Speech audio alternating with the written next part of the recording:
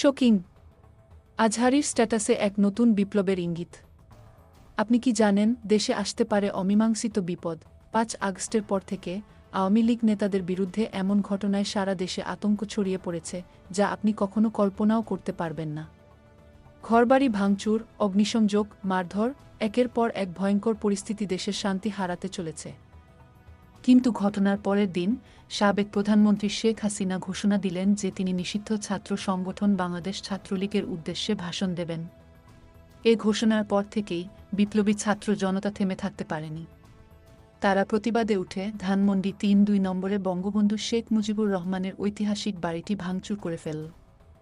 এই অস্থির সময়ে দেশের আলোচিত ইসলামী বক্তা মাওলানা মিজানুর রহমান আজহারি সোশ্যাল মিডিয়ায় এক বিস্ফোরক স্ট্যাটাস দিয়ে সবাইকে সতর্ক করলেন। তিনি লিখলেন, ডেমোক্রেসি দেশের পরিস্থিতি আরও খারাপ করে ফেলতে পারে, তাই এখানেই থামতে হবে। তিনি থেমে থাকেননি। তিনি আরও বললেন, লেটস রিবিল্ড আওয়ার নেশন, এবং তার সঙ্গে এক হ্যান্ডশেক ইমোজি যোগ করে সবাইকে নতুন এক দিশায় পথ চলার আহ্বান জানিয়েছেন। স্ট্যাটাসের কমেন্ট সেকশনে তিনি আরও জানান, যতটা সম্ভব ও দূরদর্শী মনোভাব থেকে বের হয়ে আমাদের দেশকে সঠিক পথে এগিয়ে নিয়ে যেতে হবে। আজহারির এই সতর্কতা যেন সবার জন্য একটি সংকেত, দেশের অস্থিতিশীল পরিস্থিতি থেকে আমরা সবাই যদি সচেতন না হই,